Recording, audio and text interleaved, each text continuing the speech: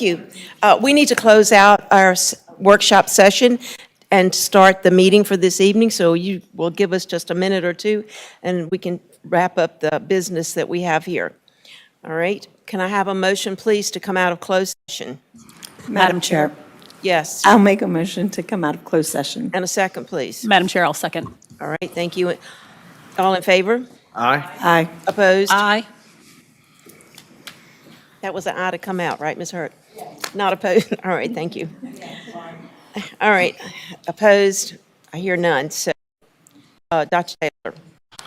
Whereas the Powhatan County School Board has convened a closed meeting on this date pursuant to an affirmative recorded vote and in accordance with the provisions of the Virginia Freedom of Information Act.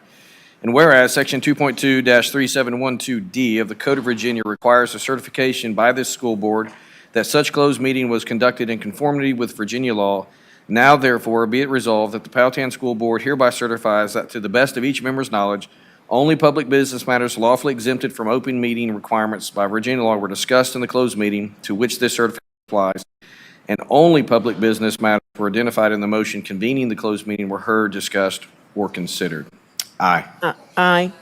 Aye. Oh, I'm sorry, aye. All right, thank you. All right, now on to new business.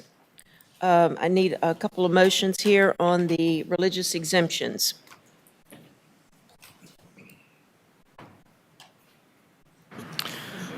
Madam Chair, I make a motion for the approval for religious exemption from compulsory attendance for cases RE FY 25-11, RE FY 25-12, RE FY 25-13, and RE FY 25-14.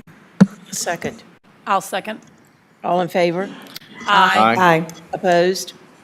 All right, passes. Considering approval for the second one?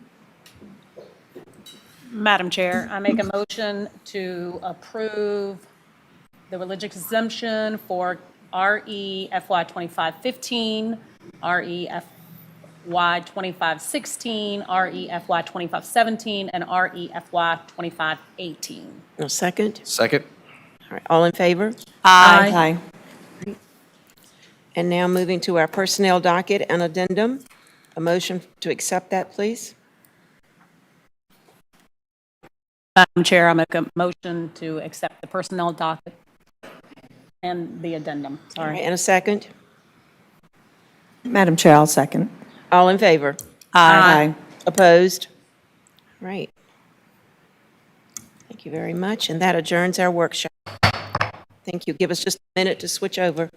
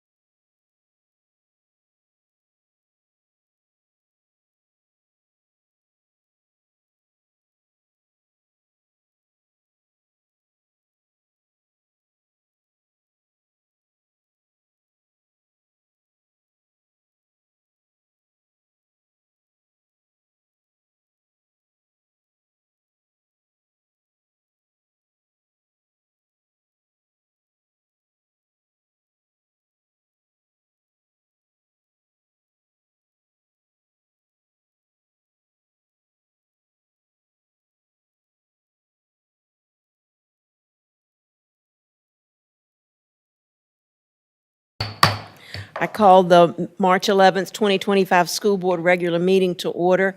Let the record reflect that all board members are present, along with our superintendent, Dr. Tigan, our clerk, and our student liaison. If you will now stand for the pledge and followed by the invocation.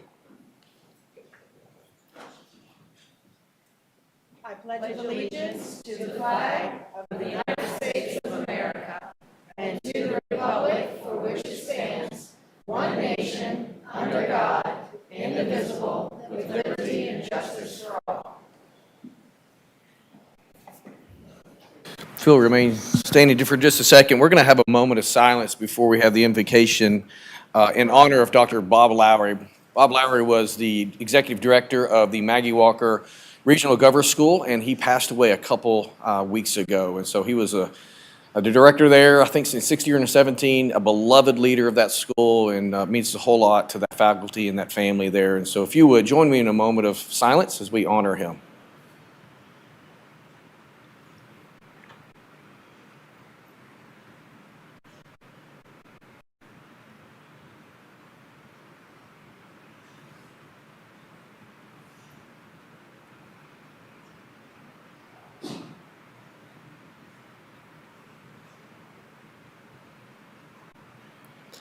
Heavenly Father, this evening we are grateful to once again gather together as a family of the Powhatan school system. And Lord, we're just grateful to be here, grateful for the county in which we get to live and to play and to learn, and pray that you would bless our time together. As we do that, Lord, we also remember Dr. Lowry, and Lord, we lift him and his family before you, and just ask that you continue to comfort his wife and children, and Lord, all of those students and faculty members there at the Maggie Walker Governor's School. Would you be with them? We thank you for that great school and what it means to us as a county as we get to send our students there as well. So we thank you for that. Pray your blessings upon us tonight. We ask for your wisdom. In Jesus' name we ask all of this. Amen. Amen.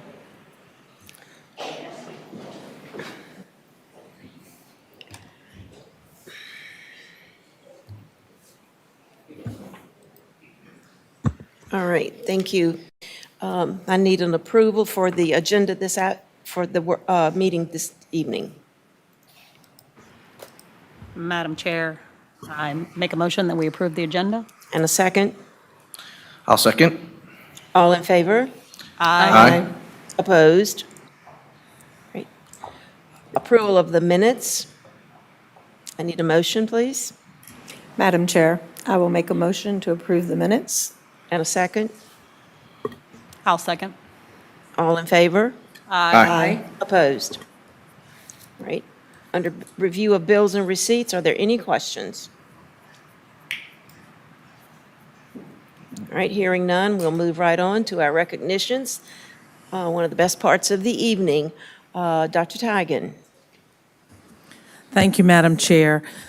We are going to start with our Helping Hands winners, and Mrs. Jarman is coming forward, as is Ms. Sutphin. Yeah, we have to go down. Gotta go down.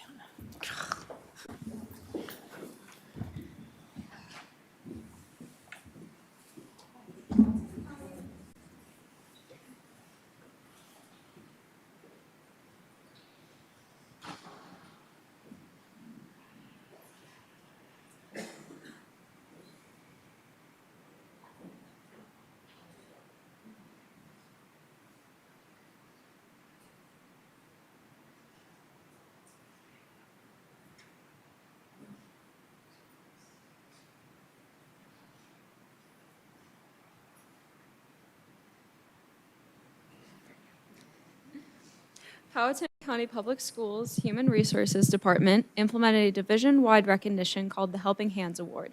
The concept behind the award is that anyone, student, parent, colleague, or supervisor can nominate any Powhatan County Public Schools staff member who inspires, empowers, or innovates to receive recognition. Dr. Tigan surprised staff members during their workday by informing them they had been nominated and selected as Helping Hands Award winners. They were given a poster of recognition to display in their classroom or work location. The following staff members were recognized as Helping Hand Award winners in March. Mr. Bruce Jarrell, nominated for Inspiring. You may see him walking around the buildings. He is quiet, reserved, and professional. He may stop to say a quick hello and will always greet the students. You may not know him personally, but you feel his daily impact. He ensures our spaces feel comfortable and is quick to respond when they don't. Bruce Jarrell, an employee of Powhatan County Schools, has been keeping our HVAC systems operating to meet the needs across all the buildings for more than 25 years. He knows plumbing, electrical, and of course, HVAC systems like the back of his hand, and is quick to respond to any problems to keep the system operational and running effectively. We would next like to recognize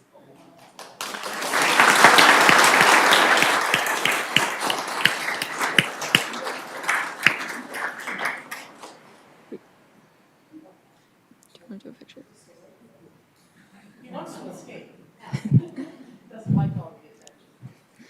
Okay. We would next like to recognize Miss Jill Dewey. On the night of January 23rd, Mrs. Dewey went above and beyond in her profession as she assisted EMS to care for one of the students in need. Miss Dewey remained with the student in question and ensured her comfort and safety until the point of transfer to EMS care. Due to this exceptional work in conjunction with that of other staff members, the patient was kept as calm and comfortable as possible until and while EMS intervention and care would be initiated. The participation demonstrates the closeness and commitment of the Powhatan community to caring for its own, especially our students, and the unhesitating willingness to go above and beyond is an inspiring indeed. I would like to extend my sincere thanks to Ms. Dewey for her commitment to caring and her assistance to students, to her student, myself, and the other members of the EMS crew in providing care and resolution in an emergency situation.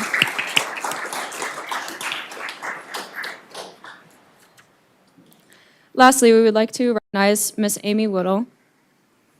Amy Whittle has been an incredible source of comfort and support for Marissa as she navigated anxiety challenges at school this year. She not only checks in on her during the school day, but goes above and beyond by reaching out in the evenings or over the weekend, making sure Marissa knows she has someone in her corner. Her kind words, reassurance, and genuine care have helped Marissa feel more secure and supported, even on tough days, knowing that she has a teacher who truly understands and looks out for her has made all the difference. We are beyond grateful for Ms. Whittle's compassion and dedication.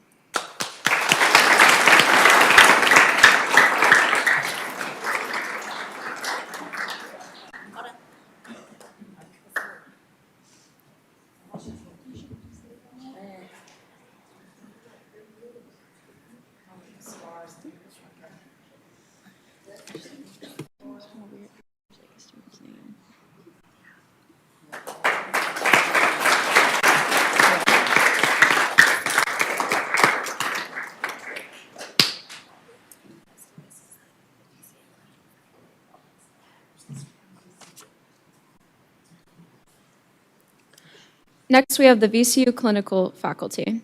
Teachers consistently report that their student teaching experience was the most powerful, important part of their preparation program.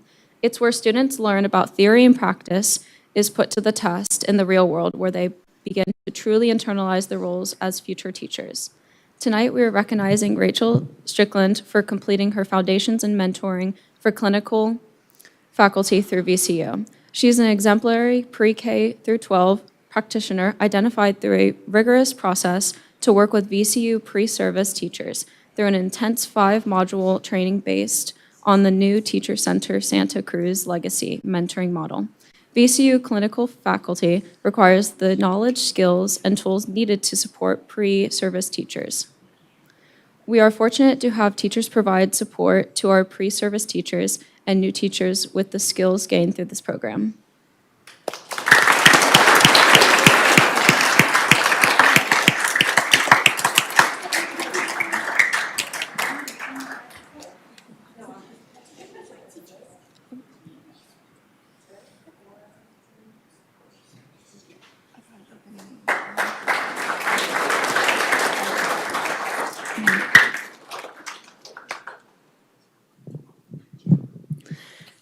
Next, we have our Scholastic Art and Writing Silver Key Award winner.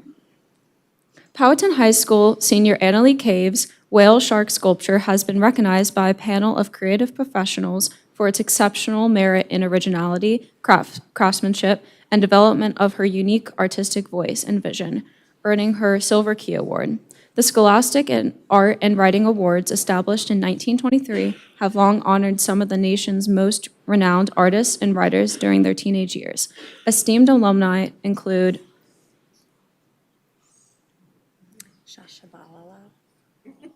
That's what I'm going with.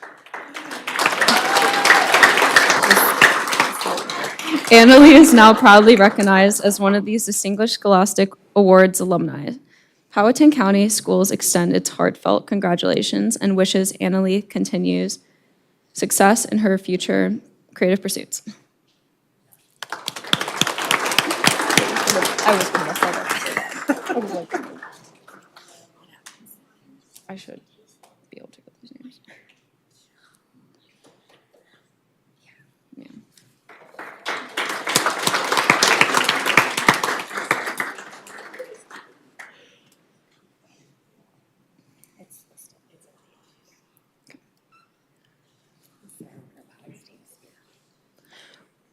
Robotics team Spear, Powhatan High School. Spear went undefeated and won first place at the Harrisonburg FTC Robotics Qualifier on Saturday, January 18th. Spear stood out as the only robot in the competition, one of the only a handful in the multi-state district that could achieve a level 3 ascent. This ability served the team well as they competed in the first Chesapeake FTC Championships in Silver Spring, MD, on Saturday, March 1st, finishing 8th in the state of Virginia and 17th in the region, which consists of Maryland, Delaware, West Virginia, Washington, D.C., Virginia. Overall, the team is currently, and based on endgame scoring, Spear is currently tied for 7th in the world out of 7,879 teams. Spear finished the season with a 12-3 record.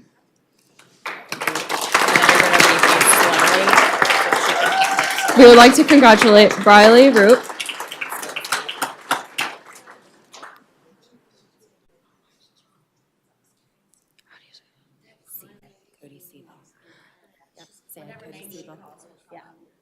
Cody Siebel,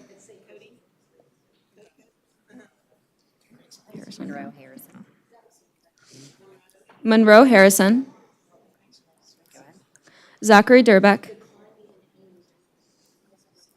Matthew Anderson, Alexander Flute, Wilson Braun, and Joshua Montgomery.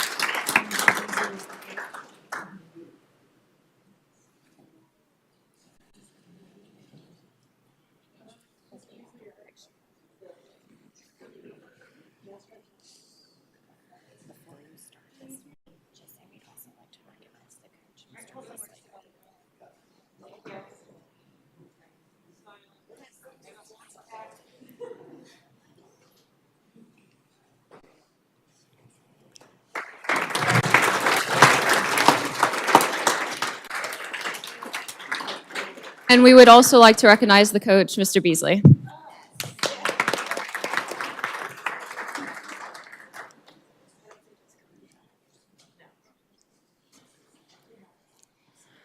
Powhatan High School student Matt Henderson. Matt Henderson, first team All-State, All-Metro, All-Region, 4B tight end, and has signed with Penn State University to play football. Football earned the 8th seed in Region 4B and lost 28-7 to the number 1 seed and region finalist Dinwiddie. The Indians finished 6-5. Congratulations, Matthew.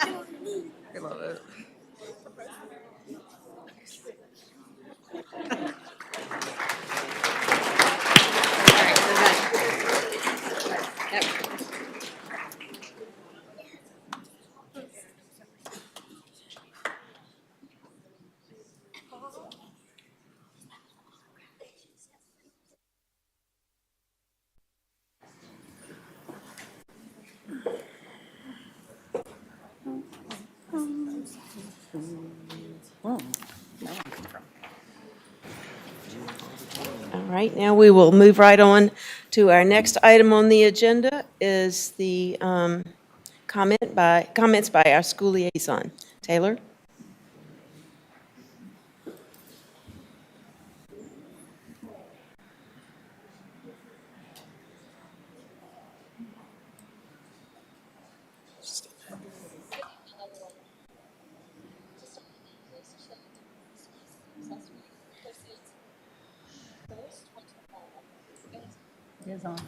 No, I need. Gotcha. Good evening, everyone. To start, I am pleased to share that the high school successfully hosted its first winter formal. It is our hope that this event will become a cherished annual tradition for future students to enjoy. On February 27th, STEM Night provided an excellent opportunity to unite the community through student leadership and engagement, while also highlighting STEM courses, clubs, and latest technology. On March 7th, Powhatan held its annual Powder Puff game, which once again saw strong participation from students, with freshmen and seniors emerging victorious. Finally, I would like to recognize a notable achievement from Mr. Abel's class. The AP seminar students engaged in an in-depth exploration of its significant issues such as cyberbullying, criminal immigration, and the impacts of social media. They presented their media products and also responded to questions demonstrating their comprehension on the topics discussed. All right, thank you.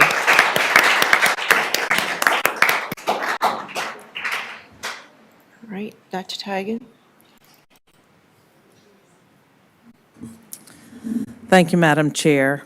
First, I'd like to invite up Mrs. McFarland, as she's going to give a rather brief review of our Black History Month presentation.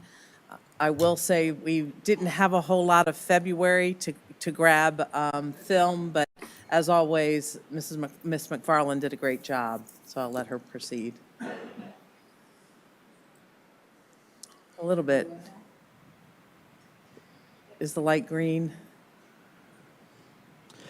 I'm going to let the video do most of the talking. Our staff does an awesome job of addressing or of trying to celebrate Black History Month, but we were definitely impacted this year by losing basically a week and a half of school or more. So the artwork and the presentations were beautiful, but we didn't get some of the incoming groups like Bright Star that often comes. So thank you.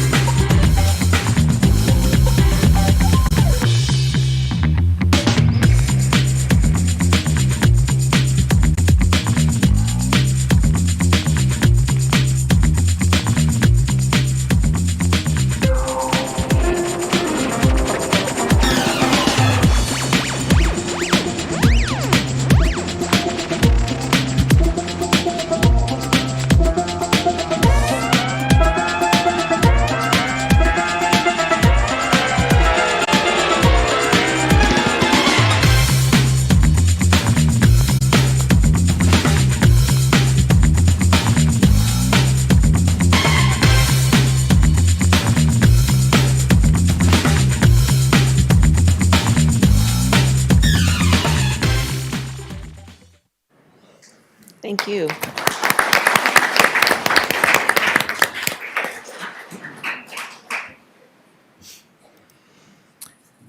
And next up, we will be inviting up our special guests from Powhatan Middle School as they've come to tell us a little bit about Music in Our Schools Month.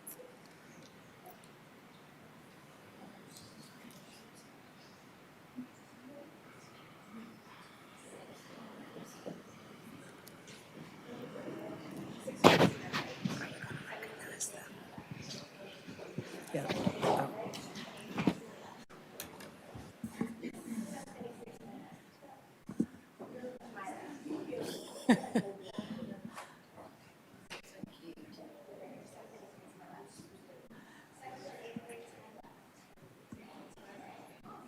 All right.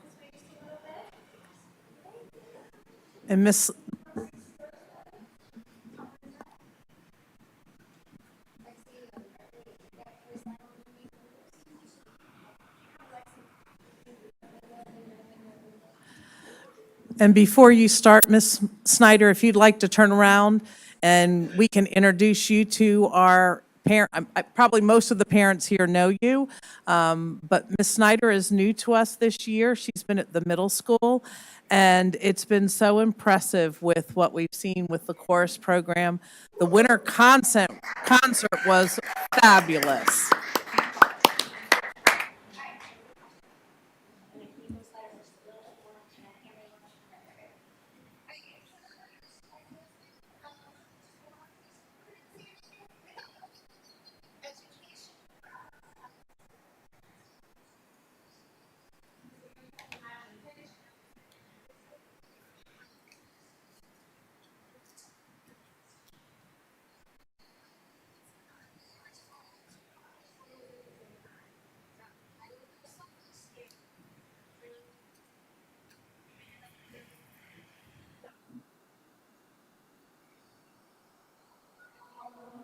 All right, 2 beats on each. 1, 2, ready?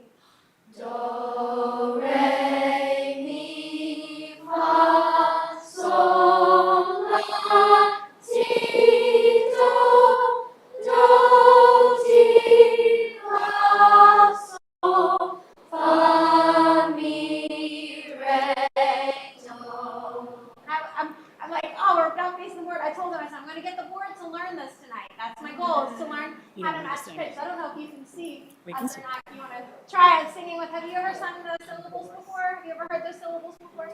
Okay, then we invite you to join us this one last time while we do it in unison, and then we're going to try some harmony. Here we go. Ready? Do, re, mi, fa, sol, la, ti, do. Do, ti, la, sol, fa, mi, re, do. All right, ready? Create some harmony. Group 1, group 2. Got it? 1, 2. Ready? Do, re, mi, fa, si, do, si, la, sol, re, do. Now we're going to try 3. 1, 2, 3. Ready? Here we go. 1, 2. Ready? Do, re, mi, re, si, re, si, do, si, la, si,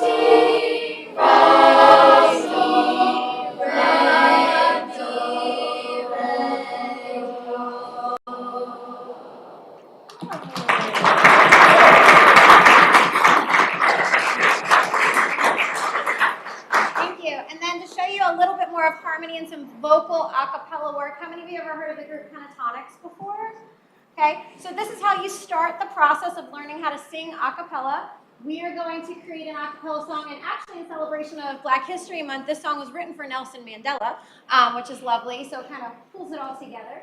We're going to start with the melody, so we're going to teach you the melody first. The melody is the part that you should always hear the loudest. All right, on we got it. 1, 2, ready.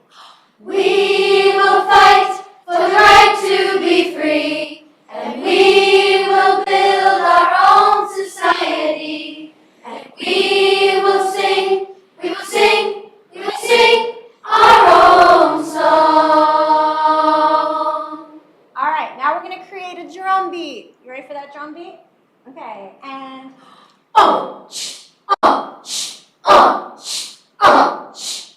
Group 1, drums. Group 2, melody. Here we go. Ready? Ready? And we will fight for the right to be free, and we will build our own society, and we will sing, we will sing, we will sing our own song. Very good. We slap that cymbal in here. We're going to add one more instrument for you this evening, the bass guitar. Let's review the bass guitar. Shoo-ba-doo, bow bow, shoo-ba-doo, bow bow, shoo-ba-doo, bow bow, shoo-ba-doo, bow bow. So you're going to be bass guitar, you're going to be the melody, okay? 1, 2, ready. Shoo-ba-doo, bow bow, shoo-ba-doo, bow bow. We will fight for the right to be free, and we will build our own society, and we will sing, we will sing, we will sing our own song. Now, second part. All my boys are going to be the drummers. You got this, boys? All the bros. All the bros, all right? You're going to be bass guitar. You're going to be melody. Okay, we're rocking the mic. Ready, drummers? Yes? Yes. Yes. All right, here we go. Ready, and. All right. Ready, and. Shoo-ba-doo, bow bow. Shoo-ba-doo, bow bow. We will fight for the right to be free, and we will build our own society, and we will sing, we will sing, we will sing our own song.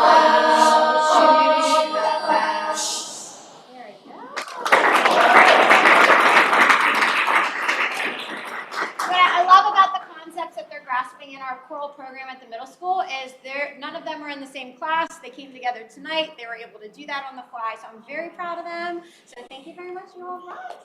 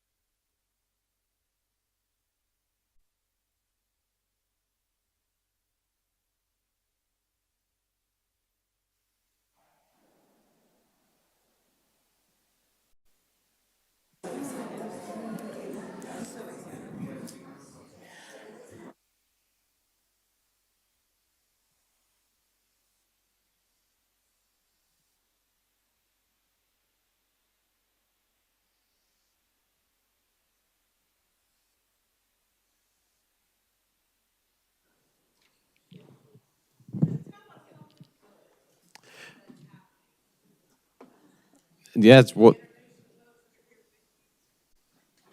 yes, absolutely.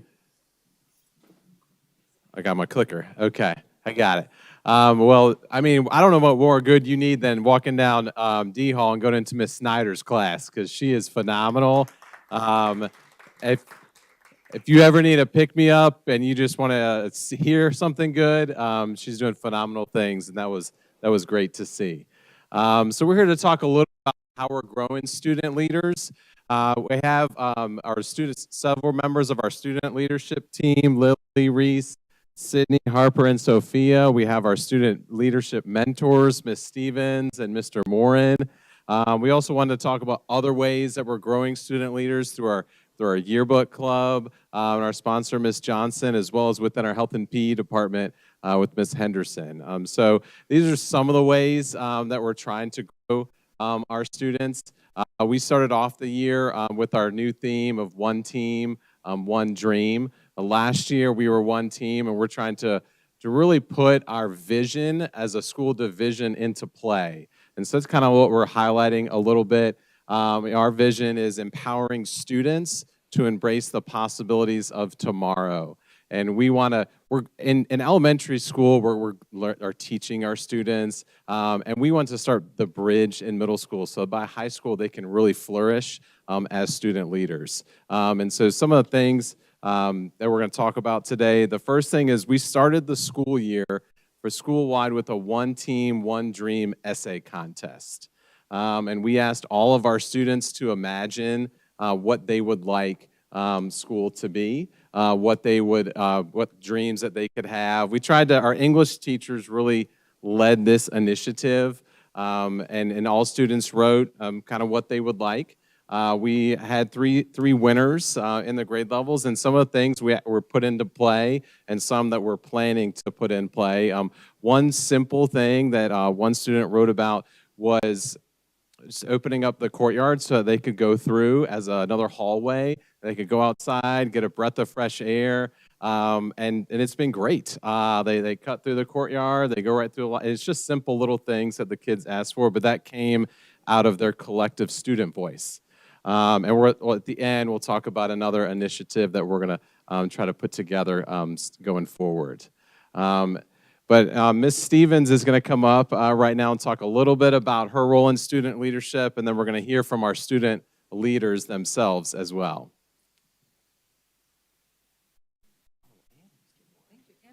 And Mr. Morin. So student leadership is a group of our students that were selected via an application process this fall. And we meet once a week during our ACT time, and we try and promote positive activities for not just our school, but for the community. And as Mr. Ennis shared, unfortunately, we have a lot of kids that are so involved in things, a lot of them could not be here tonight, but thankful for our group that is here tonight that's willing to speak and share. Sydney? Do we do the... Right, you're the clicker. Okay. Look at you. Okay, well, you get what you pay for. I go too far? I did. One more time. I think I hit both. Okay. Right there. So one of the things that we participated in with the student leadership was collecting tabs for the Ronald McDonald House. And we've collected over 97 pounds so far. And our goal for the spring collection will be 100 pounds. And these tabs are recycled for cash, which helps pay the bills and provide support for families with children in the children's hospitals.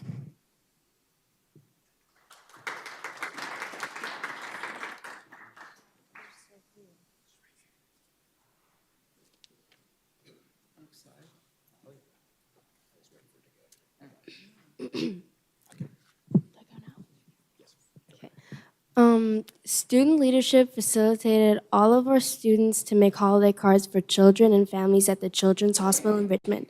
We gave out the cards at the Ronald McDonald House. They were very thankful.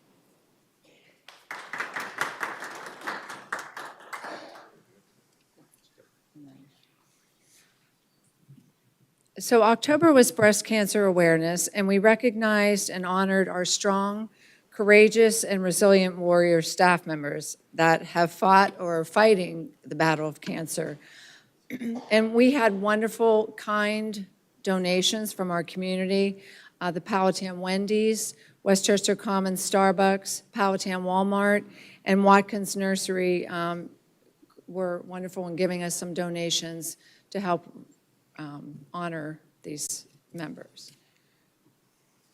Reese? So, to recognize our staff that have served in the military, we decided to do something nice for them. We gave them one free voucher for a lunch cafe at Maiden's, and we gave them a goodie bag.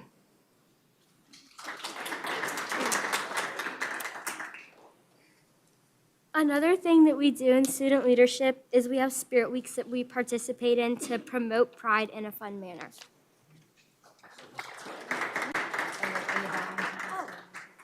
We also do Valentine's Day gifts for all the staff, custodians, cafeteria members, and bus drivers. And we made little goodie bags to give to all of the staff members. We also got a thank you from the bus drivers for giving them gifts, for being such good staff members.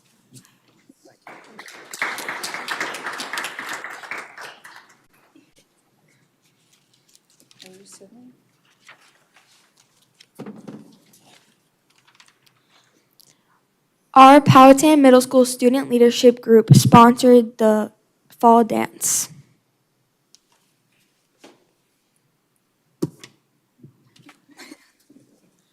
So, before the dance, us as student leadership, we decided on what organization we wanted to give all the funds we received from the dance.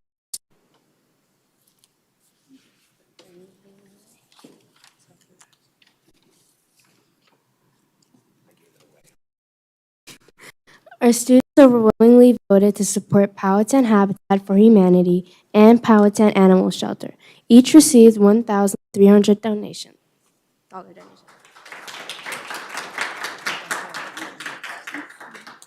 Did you want, you want to do the next slide? Yeah. And we'd like to, at this time, let Ms. Johnson come up and talk about the yearbook club and activities.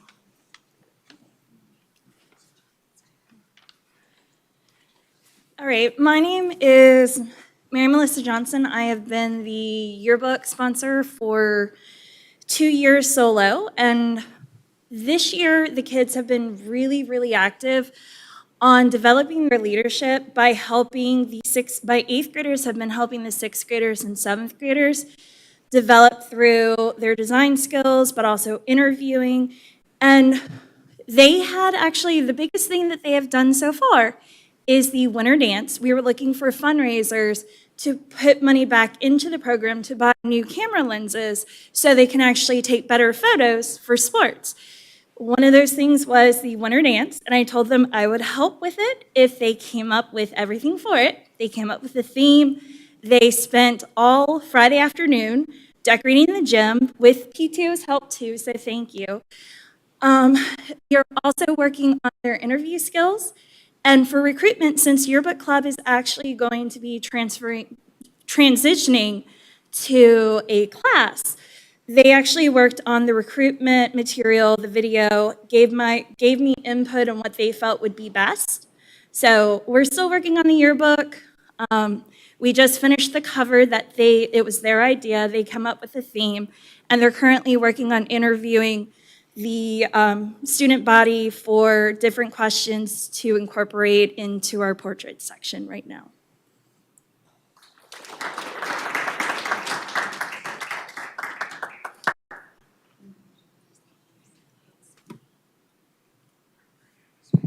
Hi, I'm Christy Henderson, and I teach Fit for Life, 8th graders at the middle school.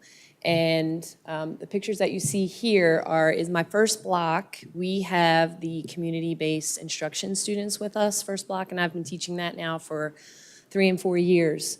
And so we plan some special activities with the students, and my students in Fit for Life as 8th graders are sort of peer mentors for this class. And so some of the activities you'll see in the pictures above are we built a snowman, and also we played some sort of minute to win it games in the middle picture there with the cups, and the kids really enjoyed that. We also took the kids on a field trip last year, which are planning on taking them to Education Day with the Flying Squirrels this year. They really enjoy that outing, and the kids really bond, and it's great because they build such great relationship with these students. My class for life also goes next door to Powhatan Elementary School in May, and we volunteer with their field day all day long. So, Mr. Ennis?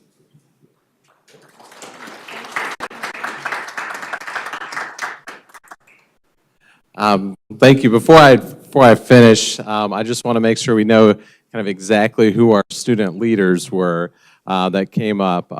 First over here is Lily Hendrick. She's an 8th grader. Next we have Sydney Conlin, also an 8th grader. Right, 8th grader? Yeah. Haley, her sister, who's in 7th grade. Reese Harper. Did a phenomenal job, and Sophia Simmons. So thank you to our students. You guys did a great job. I know it's really hard to come up and speak in front, and it's hard for adults too. So some of the other ways that we're growing our student leaders, we actually just finished a food drive with Powhatan Student Leadership in partnership with Powhatan FFA.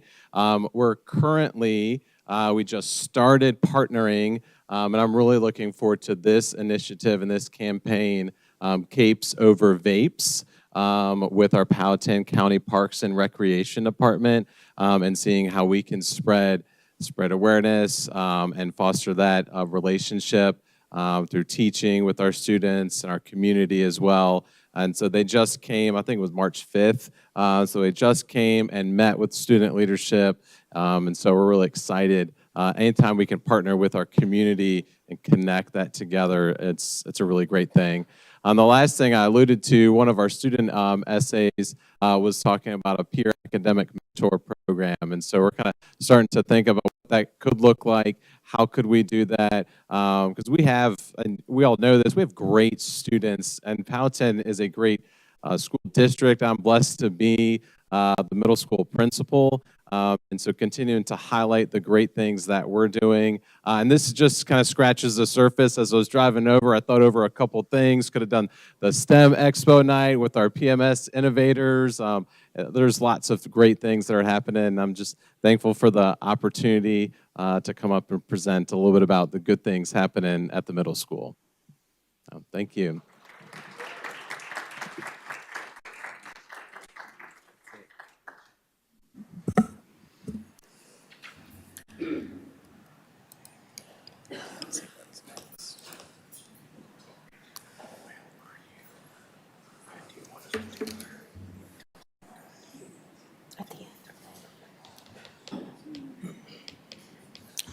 Thank you so much for coming out and sharing that information with us.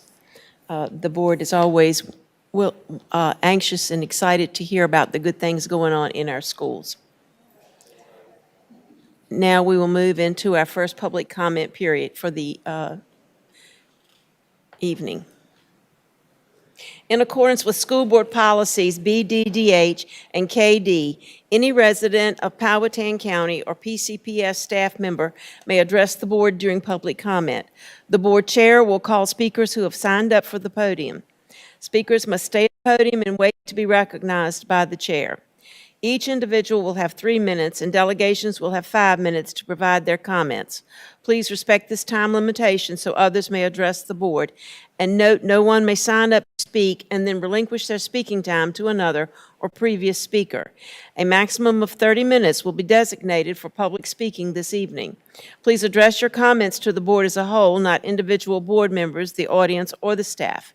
Please begin by stating your name and complete address. The board requests that all speakers maintain an environment that promotes listening and respect. The board will not respond to or address issues raised by speakers during public comment, and speakers are reminded that the board chair is authorized to stop or remove any speaker who uses vulgar, disruptive, or threatening language. Your acceptance and adherence to these guidelines will be greatly appreciated. All speakers who wish to participate must sign up before the public comment period begins, providing their name and address. Speakers will be announced by the board chair to approach the podium to speak, and only those individuals who have signed up in advance will be able to approach the podium. If speakers have handouts or information for the board, please give these to the school board clerk before approaching the podium.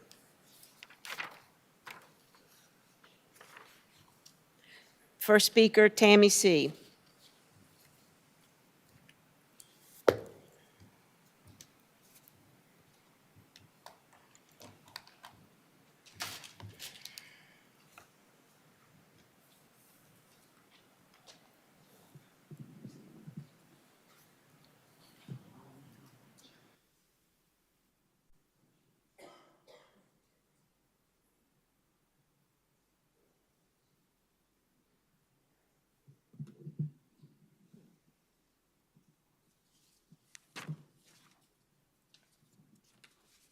Tammy C., District 1. You ready? All right. Good evening, members of the school board. I am here tonight to address a serious violation of my child's educational rights, one that falls under the color of law, and directly results in a denial of FAPE, which is a free and appropriate public education, which you are legally required to provide.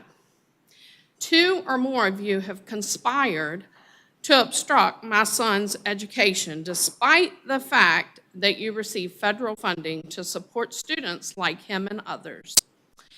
This is not just unethical, it is illegal.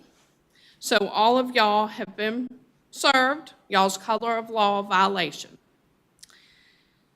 I have attached an official approval of the Penn Foster as an accepted online school through Powhatan, as well as a doctor's note that clearly stated that my child required homebound education due to bullying and trauma caused by staff. They were served too. By law, when a child has an IEP, a doctor's note should be accepted without question. Yet, you denied him the essential accommodations knowingly, violating his rights under the Individuals with Disability Act, which is IDEA, that purple book.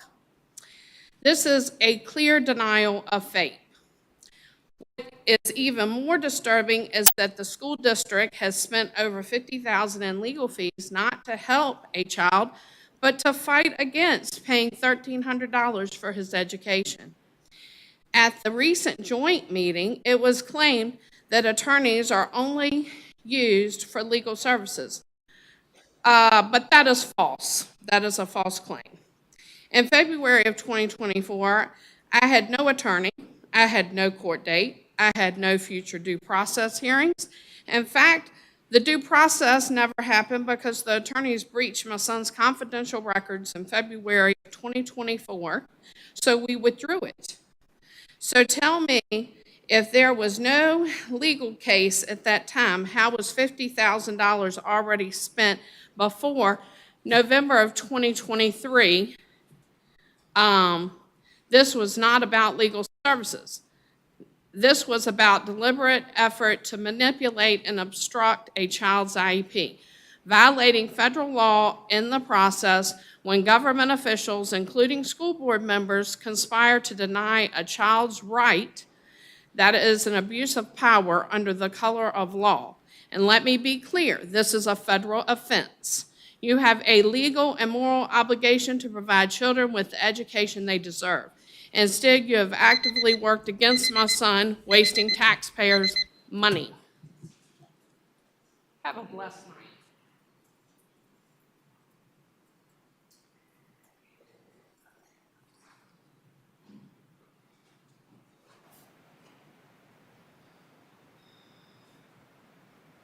Sheila?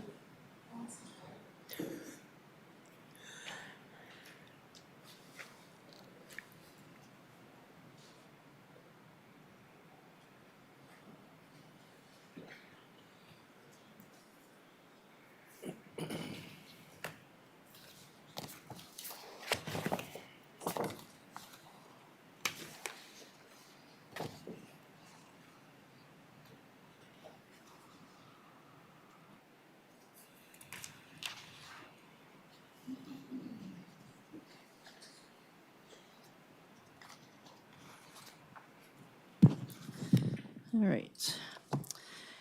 Good evening, board members. This is Kathy Halverson, Powhatan, Virginia. Thank you for giving me the opportunity to address you today.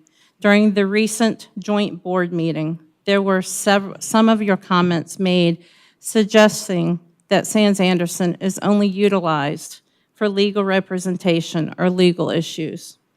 I want to take this opportunity to clarify that this is not the full picture. If you look closely at the invoices included, and I've got a whole lot more at home, Sands Anderson has been involved in tasks far beyond what you would typically expect from a law firm. They have been approving and not approving FOIA requests, writing letters, attending IEP meetings, and even writing IEPs. These are actions that go well beyond the scope of legal representation, which raises concerns about nature of the involvement. Moreover, there was a concern expressed by another board member regarding the district paying for 2 attorneys. What needs to be understood is that in November of 2021, Powhatan had a contract with the Haney Faney law firm in Richmond, Virginia. Sands Anderson was not brought in until February 3rd of 2022. This timeline is significant because at the time of the IEP meetings in November of 2021 for my son, there was no litigation happening. We were simply addressing the IEP needs of our son, including private placement, speech therapy, and home-based services. I gave my consent for home-based services, speech therapy, and I was asked to be looking for appropriate schools. However, after the invoices were issued, it became apparent that there was something more at play. Someone from Alex's IEP team reached out to the Director of Special Education, and from that moment, attorneys became involved. But at not one time there was any litigation. In fact, litigation didn't start until April the 10th of 2022 when a due process was filed. A Chin's case was then filed shortly thereafter in August, but that was dismissed. This raises significant concern about the involvement of the attorneys without any legal dispute in place. I've also got serious concerns about the process around the financial oversight of these legal services. Why are we having the Director of Special Education sign checks with the Secretary providing a second signature? This doesn't seem like an appropriate or transparent practice, especially given the nature of the legal costs. In fact, when we look at the current situation, there were 5 attorneys and 2 paralegals all getting paid from the same case in federal court. This is exactly why our legal bills have become so egregious. The costs are spiraling, and we need to examine whether this level of legal involvement is truly necessary or if it's just been unnecessarily inflated. It is critical that we address these concerns and ensure proper procurement, financial oversight, and legal process moving forward. The involvement of so many attorneys, especially when litigation was involved initially, there was no litigation involved initially, and the question of appropriate signatures and financial approvals requires immediate attention. I urge the board to take a closer look. Time's up, dear. Thank you.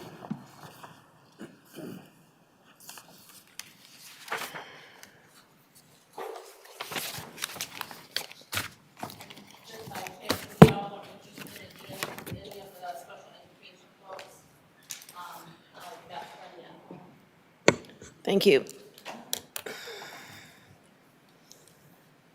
All right, Superintendent's report.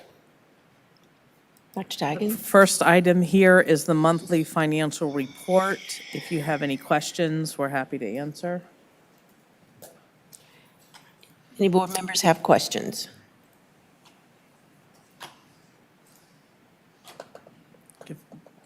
People are still looking. Make sure they're Any board members have questions or questions on comments? expenditures or revenue. All right, thank you. I'd also, you'll notice that we're, while we had a couple of months where our policy review was light, this month there are a significant number of policies coming through for first review. These policies will be out on the website for not only staff and and others' reviews, but our community as well. So encourage people to actually read through them. Some are minor changes, such as, adding a little bit of verbiage or deleting some verbiage, changing some of the references. And so rather than go through each one, I'll make sure everyone has a chance to do that and provide feedback, and we'll come back next month and review that feedback and look for approval if appropriate. Any questions? Questions on policies and regulation updates? And the last thing I have this evening is a budget discussion on the FY26 budget. Mrs. Holloway is making her way to the podium. One of the requirements is that we submit a balanced budget at this point to the county.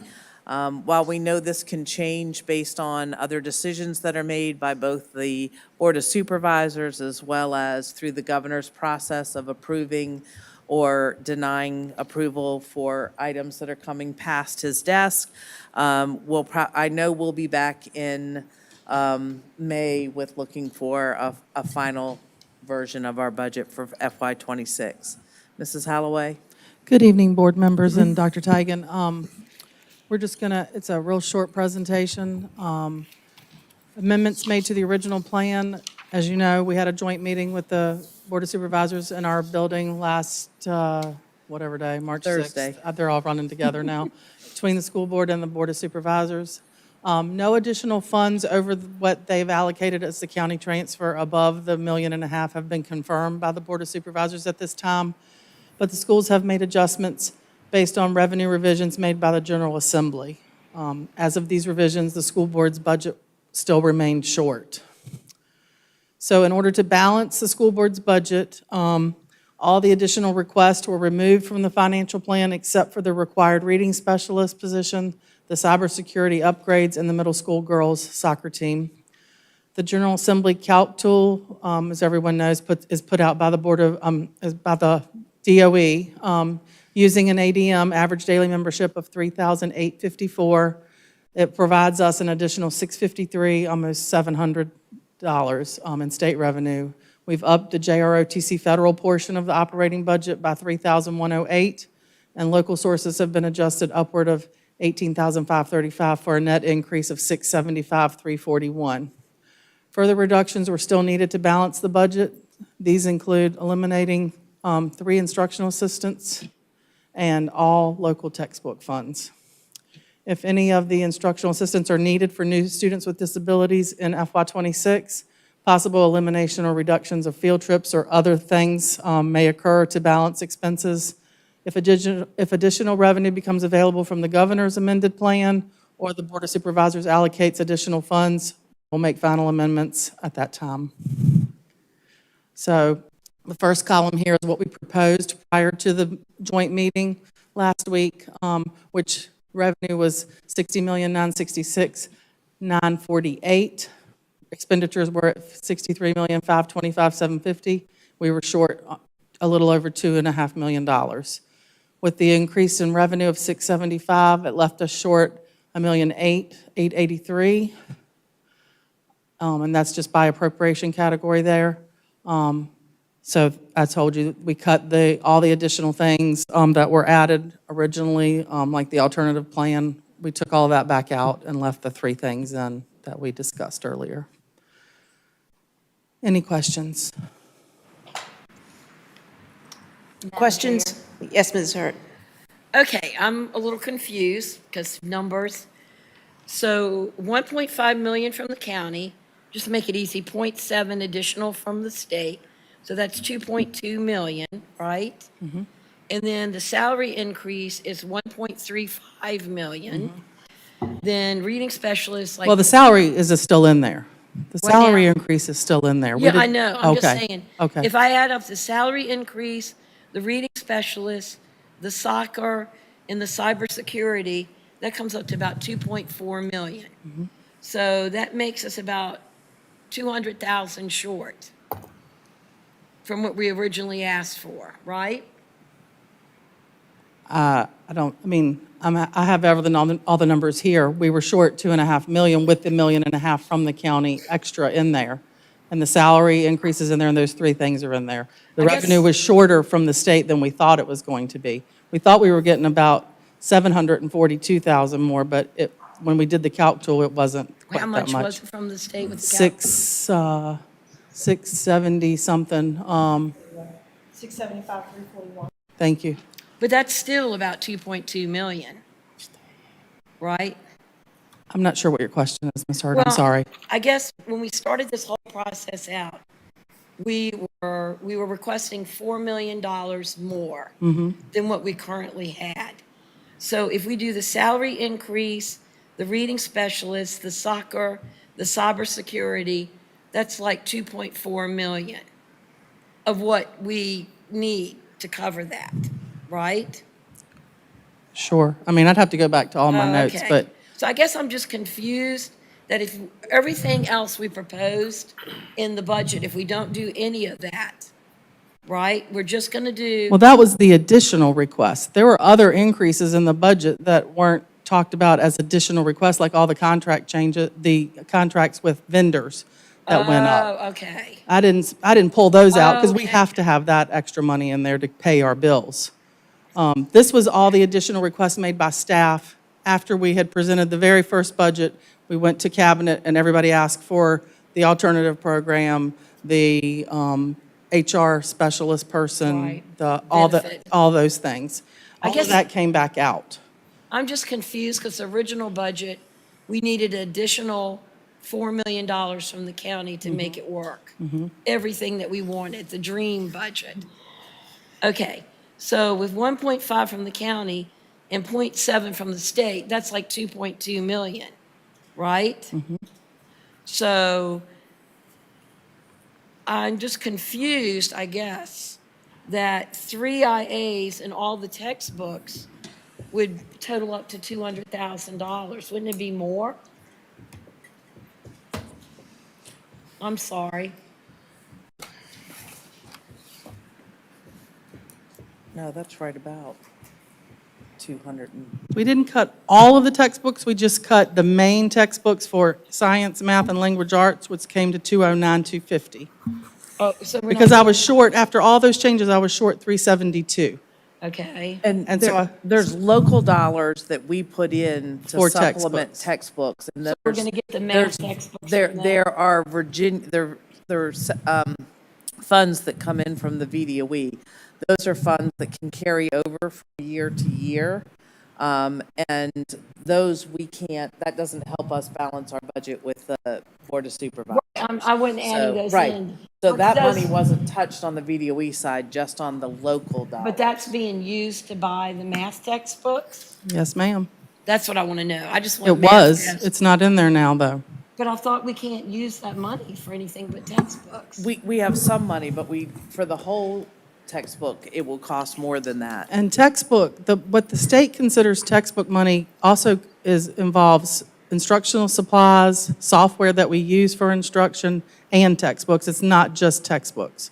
Because our Workbooks. curriculum, because we use so much curriculum online, a lot of that qualifies as our textbook money as well.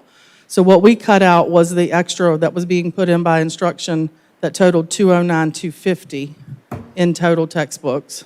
And then we took out, I had added an alternative ed aid, had to pull that back out because we're not going to do the alternative ed program if we don't get any extra money. And then I cut 3 IAs that are about 42,500 each to come to the 372 that I was still short after I took all the additional things back out. Okay, well, I'll just go home and look at my math. Yeah, and I can put that all on a spreadsheet for you to make it easier. I don't have it in front of me right I know now. this budgeting process is difficult because you're working with nebulous numbers that aren't hard Right. numbers. Yes, ma'am. Makes it no fun. Yes. I think it was just last week that the calc tool changed again. Yes. The weeks Yeah, kind so- of go together, but they came out with a new calc tool last week, and so. We were, So where they had said we were getting 742, we ended up only getting 650 something. So that was another almost 100,000 short. lost. They adjusted sales tax and all kinds of other numbers other than the two that they had said for the special ed add-on and the basic aid to help cover SOQ positions. There were other adjustments in there, and I have that all listed out.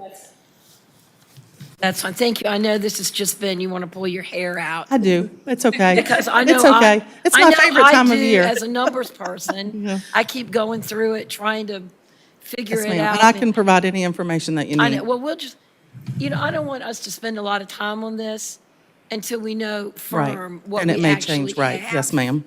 And is there a code that states we have to put a budget out now? We have to be able to give the Board of Supervisors a balanced budget from schools. Can it change? Absolutely, because It did they last haven't year. set the tax rate yet. There's more process to come. So it's not saying it's done, but it is at this point balanced, and we will absolutely adjust, and I think we all understand the priorities of the board moving, with additional funds moving back in. And the governor, he may change everything as well. Right, and we could be cutting more. Right. I know, I hate to say it, but Hopefully we'll add more. Thank you. I know it's been challenging for everyone. Any other questions for Ms. Holloway? All right. thank you. Yes, ma'am. Now on to our consent agenda.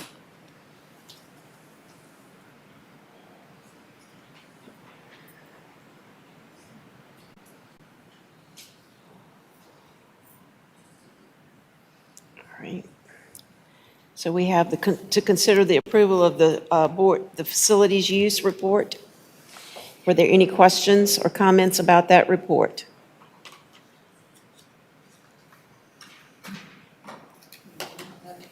Anyone have a comment or a question? All right, well, moving on then. Any comments on the budget? All right. Then I guess I need a motion to accept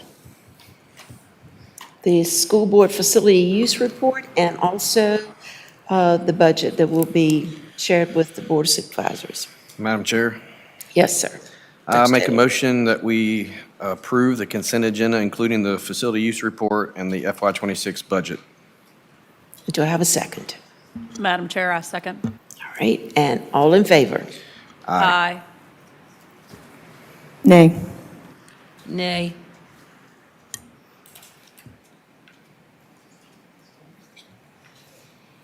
Okay, aye. But is there any one part of that motion that you're naying or aying? Or- I'm just trying to get the handle on the budget right now.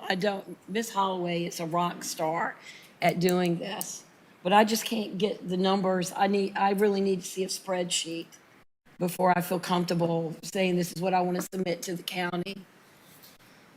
Okay, so do you have any problems with the facilities report? No, the other things are fine. I just don't want to vote yes to the budget until I totally understand all the numbers. Okay, but it was all put together. I know it is. We should have probably pulled the budget out. That would have been a good But idea. you're still okay because you got 3. So Okay. You're okay. Yep. All right, motion passes 3-2.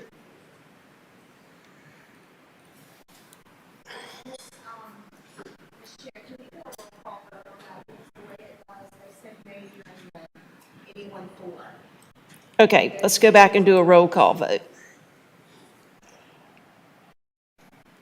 District 1, Nay. District 3, Yay. District 4, Aye. 5, Nay. and District 2 says yes. Are we good now, Ms. Eggleston? Yes. Oh, great.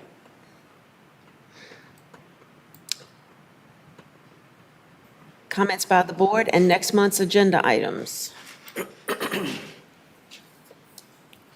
Mrs. Ward, start for us this evening. I'd like to thank everyone that came out tonight that has now left. We were able to recognize so many bright stars of our students, and that was a very wonderful moment. and also several of our faculty. And we really appreciate all that they do. I'd just like to also mention that in regards to the budget process that we're working on, I know it's very stressful at this point in time, but we are working diligently to try and get the numbers to line up appropriately, being responsible for our county dollars. I'd also like to thank all of those that have worked diligently in regards to last month with the snow and the ice, getting our students, making the call as to whether or not we were going to transport our students, and just make sure that the schools and facilities were appropriately ready for them. That is a lot of work that goes into that. And Dr. Tigan, I'd really like to extend that, welcome and thank you to the team there. As far as any other mentions, there is going to be a town hall later on this month. I believe it's March 24th. We will be at the Episcopal Church, Mannequin Episcopal Church, and there'll be updated information, and you can check my Facebook for that if you'd like. So thank you for the comments. Dr. Taylor. Yes, Madam Chair. Likewise, I would like to congratulate and thank everyone who was recognized this evening, especially the choir from the middle school. It was very impressive, and I was blown away by how well they were singing together, having not all been in the same class. That was very impressive. Also, you tasked us with a Tell Me Something Good initiative each month, and so my Tell Me Something Good moment relates to the wonderful work that the PTOs are doing in each of our 5 schools. As all of you are aware, the PTOs in our schools plan out creative ways to serve the faculty and staff, such as going around to classrooms with a mobile coffee bar, making teachers their favorite caffeinated beverage. PTOs raise funds for building needs that turn into things like upgrading playground equipment and many other things. They create special experiences for students, such as dances, and last weekend, my daughter and I got to enjoy one of those experiences at the Fairview Farm out on the western side of our county. The Powhatan Elementary PTO did a fabulous job. They moved it off-site to this venue, and it was amazing. The food was good, the DJ was rocking, and the activities were special for all the kids. I would like to thank all of those moms and dads who worked to put that event on and to make it truly an enchanted evening. I know that our other schools have recently hosted similar events too. We heard some of that tonight with the middle school winter dance and the fall dance, and PTO helped out with those. So thank you to all of our PTOs from our Powhatan schools for locking arms with our school administrators, our teachers, our other parents, and working to make the experience for our students wonderful and memorable. And my 4th grader and I had a great time Friday night. And then they did the second group on Saturday night, and to see the pictures and the videos from that was truly amazing. So thank you to all that. All right, thank you. Mrs. Wade. I would like to thank everybody that came out tonight. It is great to see the Powhatan Middle School doing a leadership team, because we know that the middle school can be difficult years. So, and I want to thank all the staff for helping out with the budget. This has been not a fun budget season. There's a couple of things that I'd like to go over. I want to get a couple of things straight. I feel that this would be an appropriate time for me to do that. There's been some accusations made that we are filtering money to Sands Anderson. I have no allegiance to Sands Anderson. I have requested the 2021, 22, 23, 24, and 25 legal amounts, and it seems that until this advocate was introduced to Powhatan County in 2022, we didn't have the legal bills that we currently do. Our legal bills were about $54,000. I didn't go back any further because I wanted to just do 5 years without, because of budget season, having to ask everybody for information. The Board of Supervisors and others have said that they want us to have an attorney on staff. I have said this before. It was actually voted on in June of 2024, I think it was 3-2, that we are not going to get an RFP for an attorney to be with us 24/7. Until 2022, we didn't need an attorney to sit here, and I don't think we're going to get an attorney for $125,000. It would not be fiscally sound to pay, I'm assuming it would be around $200,000 for an attorney to sit here with us. There were some comments made about Dr. Tigan's salary at our last budget meeting, and I have heard others make comments about Dr. Tigan's salary, and she was included in the salary study. She is well worth the money that we pay her, and we all voted 5-0 for her raise that we gave her. She works 70 to 80 hours per week. If any of us need anything, we pick up the phone, we call her. There has been no problem so far of getting any information. And I have heard from many other districts that they have problems getting information from their superintendents, and we don't have this problem. The last comment, some of the comments that were made at the joint meeting were that our central office is top-heavy. So I said, well, let me just figure this out and see if it is. We did add an assistant director of special education to assist Dr. Prince. She has about 800, didn't we calculate it was about 800 SPED students? She's over 600 right now. 600, okay, sorry. So she received an assistant. We added an assistant director of facilities to assist Mr. Benway with all of the CIP projects that we have coming up, because that is entirely too much for one person to handle. Someone replaced Dr. Alejandro, someone replaced Dr. Thomas, someone replaced Mr. Durrett. That is all that I know of at this point. So I'm not sure where everyone is claiming that we are top-heavy, and that was the comment that was made at that board meeting. So I just wanted to make sure that I expressed how I felt about some of the comments that were made, that I wanted to set the record straight, because people can make comments all they want, and then I can't say anything. So I just want to make sure that everybody knows how I felt about all of that. I think that is all I have. Thank you. All right, Ms. Hurt. Okie dokie. Yes, there will be a town hall meeting on, let's see, Monday, March 24th at 7 o'clock at Mannequin Episcopal Church. And anyone in the county is invited, kids in school, kids not in school, to come ask their questions. Also, this will be nonpartisan. The Republican Women's Club, and it's posted on my Facebook page, that we have decided that we need to come up with positive activities in the community to help educate our parents. So as a public service to the county, and this was brought to our president's attention attending a Powhatan Leadership Institute workshop and presentation, that we need more information for parents at their home for safety on the internet for their kids. So Detective Sergeant Swartz of Powhatan on March 27th from 7 to 8 will be at the county seat with a really good presentation. So I encourage the community to come, because as you know, this whole issue, keeping our kids safe and understanding. In school, we do a really good job. When they walk out the door, so we need to help the parents. So I just want the public to know about that. I want to comment on the robots. I was a robot coach for, 12 years.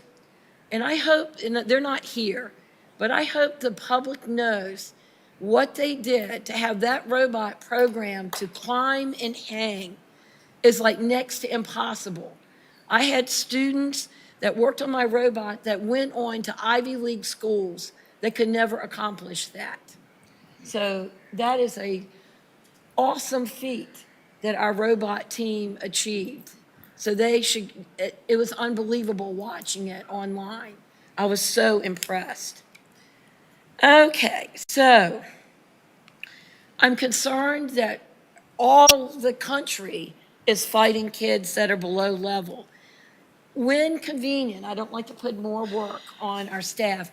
I would like to hear the teachers' feedback on the new HMH program that we adopted. Like, is it working for them? Do they have what they need? And then to come back and revisit the kids that didn't get it through HMH, the Spire program was the circle back. So I would like to know their opinion, because they're in the trenches with it. We paid a lot of money, of course, it was through the Virginia Literacy Act, if I recall correctly. But I just want to know, is this working for them? Are they able to achieve the goal of trying to cut this learning loss with our kids? Do they have the right tools? Okay, let's see here. Miss C, when she was here, I was always told that Penn Foster was not approved by Powhatan schools, but it's listed on the curriculum option on what she gave us. So if you want to answer that right now, because I'm just confused about that. It is, and I know that Dr. Prince she'll listen if I'm incorrect, she'll correct me, but Penn Foster is not an accredited program by the VDOE, and therefore, we can't use it and spend our dollars on it for students. However, there are times when families are looking for things to how can they help their children on their own, and there's certainly, that is an option that's out there, because if you're homeschooling or, that you can choose that as an option, but we just can't use it. It is not acceptable for our students as far as getting credit towards graduation. Well, I don't know exactly where she got this from, but maybe we need to put an asterisk by it so that's clear to them. We'll look at it. It's, I'd like to see the context of what else is. Did she not give you this page? Yeah, no, I have it. It's Oh. not that, it's just sometimes it's like a heading at The the top. heading is not shown or Right, something. right. So I just want to check it. but Okay, we'll because do. it's my name on here where she's, filing issue with. We each have one with our own name. Oh, on you, it. okay. I was like, oh, she's signaling me out. Okay, all right, let me look Not at my special, list. you're not Give me a- special with that one, Ms. Hurd. We all I got our was like, special. Okay. Yes, ma'am. And I want to make it clear regarding the budget that I believe the entire county is having an extremely difficult time budgeting. The Board of Supervisors, I don't think they really have malice against us. I think they're just trying to figure out a way to have the revenue to do what they need for all of the services that are needed by the county and fund the schools in an appropriate amount. And it's a tough job. And we have to be careful that we do need to maintain our AA+ bond rating. We don't want to get ourselves in trouble with that, because that's only going to hurt us. So our job is to be fiscally responsible. So the reason I didn't vote for the budget is, and I'm sure you'll send me, I just couldn't get my numbers to add up, and I could be making a big mistake. Excuse me. One last thing, I would hope that with the school board, that we will look into professional development, preferably through SBMA, their governance and policy program for training for, they have a half-day session and a full-day session. And I'm sorry I took so much time, but I had a list. Thank you. All right. All right, my something good about Powhatan schools. I was able to attend last week the National Board Certification pinning of Tia Stout and the renewal of Allison Yandel. And I just want to give those two ladies a shout out and let them know I am so very proud of your hard work and the recognition for that work. And would also like to say I had a nice surprise when I got there that our own Dr. Stewart was the mistress of ceremonies. So that was quite lovely and exciting. No pressure at all, though, right? But you did a great job. So congratulations for that. I also serve on the ELC, which is the Extension Leadership Council. I represent the school board on that group. And yesterday morning, they were going through all of the plans for the remainder of the year. And if you are not aware of this group, they are always planning activities and involvement for the county youth. It's where you'll find your 4-H and your extension activities. So if you're interested in more information about these clubs and these opportunities, they have a website and they have a Facebook page called Virginia Cooperative Extension Powhatan. So if you're new to the community and you need that connection, reach out to these people because they do a lot of very interesting things. Tonight, I would also like to say congratulations to our students and our staff that were recognized here. We are so proud of your accomplishments and all of your efforts that we see come shining through. And thank you so much for bringing the Powhatan Middle School singers and sharing their talents with us tonight. In regards to the robotics team, I watched your video and I was so impressed. At its last move, I was just clapping and cheering for you. And when that thing got up there, hung on, and started swinging, it was just like, wow, wow. I was so excited. So we are so very proud of all of the things that are going on and that are being done by our students and our staff. All right, Dr. Tigan. Thank you, Madam Chair. I would like to echo a few things that were stated. One is about the robotics team. I also was a robotics sponsor in a previous life. And, you know, one of the things that I can say from my time working with the robotics team is oftentimes there are adult mentors that help a lot with the construction, design and construction of the robots. And, you know, I think it's really impressive when adults stand back and will teach kids maybe how to do something, but then the kids have to actually do it. And, you know, with Mr. Beasley, I can tell you that is the work of our students. And I'm very proud of not only Mr. Beasley for empowering them that way and giving the skills and knowledge to do that, and standing back and letting them, but our students not walking away when there's a challenge, that they continue to struggle through to figure out how they can build something that will meet the task at hand. I also give a shout out to our choral program, and I can imagine that Mr. Dean at the high school is still dancing around tonight, knowing those kids are coming up to him shortly, especially the 8th graders. And music always just warms the soul. So that's good for the community as a whole too, that these girls and boys will be out there maybe in church choirs or a cappella groups in college, and just the joy that they hopefully they themselves get from the joy they bring to the world.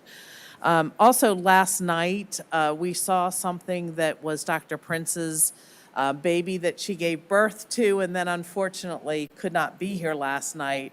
But I want her to know that it was the most amazing ceremony that SEAC was through. It was the Shining Star Awards. And so it recognized our students, our parents, our teachers, our instructional assistants. It just was amazing to hear the stories of the nominations that they had received. And then the last thing I'd like to say is, other than thank you to all the staff. I mean, we have an incredible staff, and they have worked incredibly hard. And I think right now they're tired. We have just over 2 weeks to get to spring break, and then we'll be rested and ready for the sprint to the end. But I do want to share something that's more about the county than about schools, but I think it impacts our teachers and our employees as a whole, is that Powhatan is doing a survey as a part of their strategic plan that's a Powhatan housing survey. That'll be coming out on Thursday. It'll be launched. There'll be a QR code, and there'll also be places and ways to get paper copies of the survey.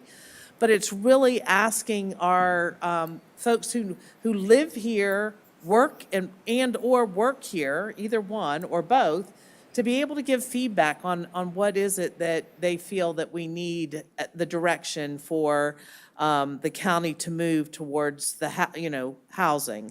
And so their goal is to get 400. I think that's a piece of cake. I think we'll well surpass that. But we'd really like to hear from, I know they want to hear. I'm on the committee. That was something that I was asked to do as a member of the leadership team in the county, and happy to do it.